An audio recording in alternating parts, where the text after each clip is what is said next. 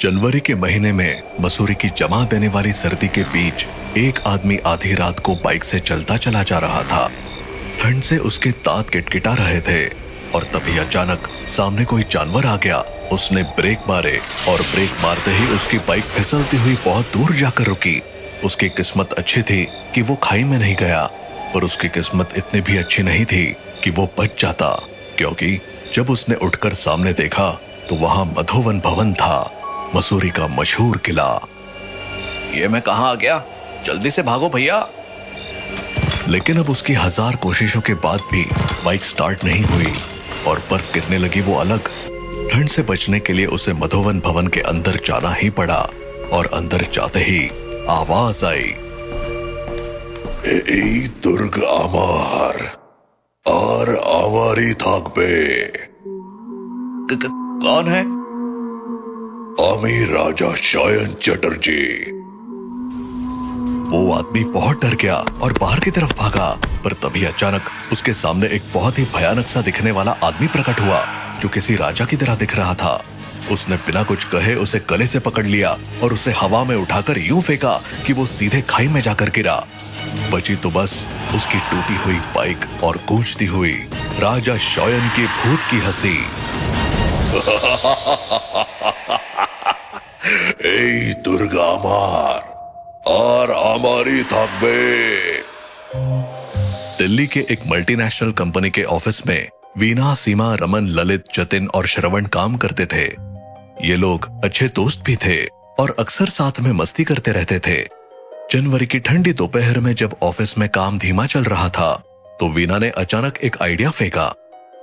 सुनो, क्यों ना एक वीकेंड ट्रिप प्लान करें, मसूरी चलते हैं। मसूरी? वाह, बर्फ में मस्ती करने का मजा ही अलग होता है। और शराब। चुप रहे। हाँ, अगर कोई भूत प्रेत मिल गया तो मजा आएगा। तू खुद एक भूत है रमन, तुझे क्या भूत मिलेगा? तू बस बर्फ में फिसलने से बचना, बाकी सब ठीक रहेगा। तो क्या तय हुआ? मैं अपनी गाड़ी ले आता हूँ, सुबह जल्दी निकलते हैं। पहले बॉस से छुट्टी तो ले लो, वरना मसूरी जाने का सपना सपना ही रह जाएगा। बात हंसी मजाक में तय हो गई। अगले दिन सुबह जल्दी निकलने की प्लानिंग हुई। सभी एक्साइटेड थे, पर निकलते निकलते दोपहर हो गई। सभी श्रवण की गाड़ी में मसूरी के लिए निकल पड़े। रास्ते में चाय के ढाबे पर रुककर उन्होंने मस्त चाय पी और हंसी मजाक करते हुए सफर जारी रखा। जैसे ही देहरादून के करीब पहुंचे और पहाड़ दिखने शुरू हुए, ठंड का एहसास और बढ़ गया। सूरज भी ढल चुका था, पर तभी श्रवण ने अचानक गाड़ी रोक दी। अरे, गाड़ी के सामने कुछ दिखा। क्या था वो?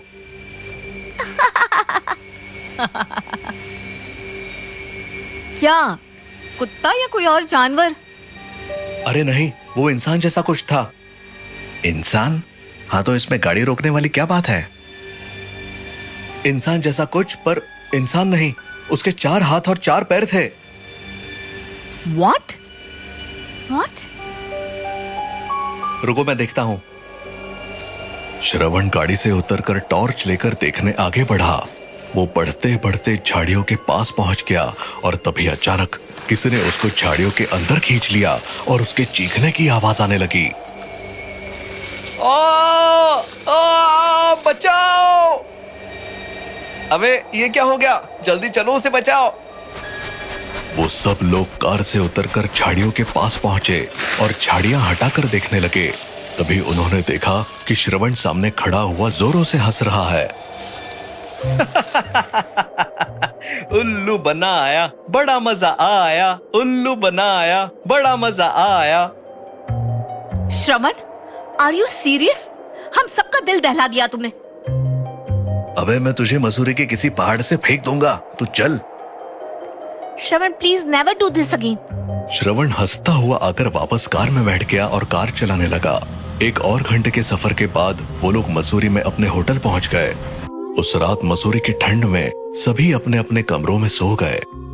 अगली सुबह मसूरी की ठंडी और खुशनुमा हवा ने उनका स्वागत किया। सभी ने मिलकर दिन भर मसूरी घूमने का प्लान बनाया। कैंपटी फॉल, गन हिल और मॉल रोड की चहल पहल ने उनका मन मोह लिया। हंसी मजाक और फोटो खींचते हुए दिन कैसे बीत गया पता ही नहीं चला। शाम को होटल लौटते समय सीमा बोली, तुम लोगों को पता है, मसूरी में एक जगह है, मधुवन भवन। ये किला कोलकाता के राजा शोएन चटर्जी ने बनवाया था। मैं कोलकाता से हूँ, इसलिए मुझे इसके बारे में पता है। मधुवन भवन, वो तो बहुत डरावनी जगह है। मैंने सुना है कि वहाँ कई लोग गायब हो चुके हैं। तो फिर तो जरूर जाना चाहिए, डर में ही तो मजा है। तू हमेशा ऐसी बात क्यों करता है श्रवण? लेकिन वहाँ जाना खतरनाक हो सकता है। अरे डरपोक मत बनो, चलो ना थोड़ा रोमांच करते हैं। श्रवण, सीमा और जतिन जाने के लिए तैयार थे, जबकि रमन, वीना और ललित मना कर रहे थे। आखिरकार सबको वहां जाना ही पड़ा।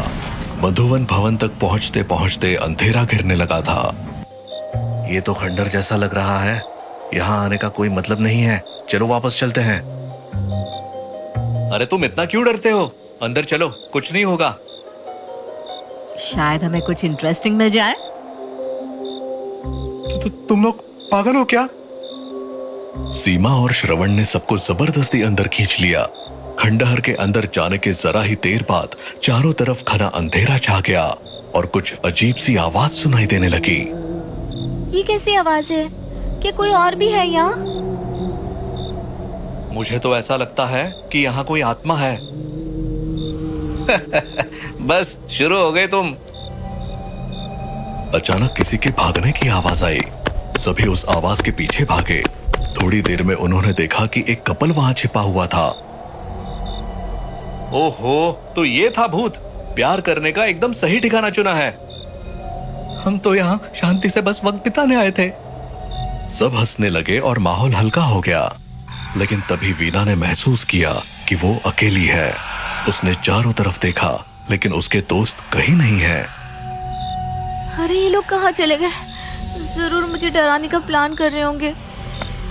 काफी देर तक ढूंढने के बाद भी जब कोई नहीं मिला तो वीना घबरा गई।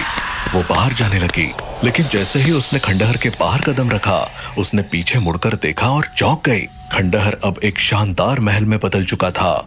महल की नई नवेली दीवारें और जगमगाते झूमर उसे घूर रहे थे। ये कैसे हो सकता है? ये तो खंडहर था। मैं कहाँ आ गई हूँ? डर से पागल होकर वीना खाई की तरफ भागने लगी, लेकिन तभी पीछे से किसी ने उसे पकड़ लिया। कौन हो तुम? मुझे छोड़ दो मुझे। अरे शांत हो जाओ, हम हैं। वीना ने पलट कर देखा, वो उसके दोस्त ही थे। कुछ नहीं है यार, आराम से बैठो। ठंड बहुत बढ़ रही है, आग जला दो। थोड़ी गर्मी मिल जाएगी तो सही लगेगा। ठीक है, मैं लकड़ियां इकट्ठा करता हूँ। लकड़ियां इकट्ठी कर आग जलाई गई। सब लोग आग के पास बैठकर अपने डर को दबाने की कोशिश कर रहे थे। ठंडी हवा के बीच आग की लपटें राहत दे रही थी। थोड़ी देर बाद जतिन ने झिझकते हुए कहा, भाई मुझे जरूरत है यार, मैं अभी आता हूँ। अरे जल्दी लौट आना, ये जगह वैसे भी ठीक नहीं लग रही। जतिन, अकेले मत जा, कहीं भूत पकड़ ना ले। जतिन मुस्कुराते हुए किनारे की ओर चला गया, लेकिन कुछ ही पलों के बाद एक खौफनाक चीख गूंज उठी। ये जतीन की आवाज है। अरे वो मजाक कर रहा होगा। नहीं, उसकी आवाज में कुछ था। चलो देखते हैं। सब लोग घबराते हुए आवाज की दिशा में भागे। पीछे वाले हिस्से में पहुंचकर जो देखा, उसने उनके होश उड़ा दिए। जतिन जमीन पर नहीं बल्कि हवा में लटका हुआ था। मुझे बचा लो, प्लीज मुझे बचा लो। उसके चेहरे पर खौफ साफ दिखाई दे रहा था। तभी अचानक किसी अदृश्य शक्ति ने उसे खाई में ढकेल दिया। उसकी चीखें अंधेरे में गूंजती रही और फिर सब कुछ शांत हो गया। मैंने कहा था ये जगह सही नहीं है, चलो यहां से भागते हैं। पर जतिन को ऐसे कैसे छोड़ दे? वो मर चुका है, यहाँ से निकलो। अचानक चारों तरफ अजीब आकृतियां दिखने लगी। मरे हुए लोग उनकी ओर बढ़ रहे थे। सब लोग किले के अंदर भागने लगे, लेकिन हर तरफ से भूतों ने उन्हें घेर लिया। तभी उन्होंने देखा जो आग उन्होंने जलाई थी वो उनकी ओर बढ़ रही है। आग की लपटें भी किसी का रूप ले रही थी। मानो उन्हें निकलने आ रही हो। रुक जाओ, आगे मत बढ़ो।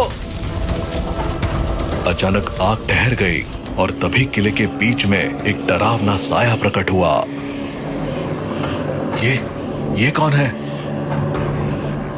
मैं राजा शयन चटर्जी का आत्मा हूँ क्या?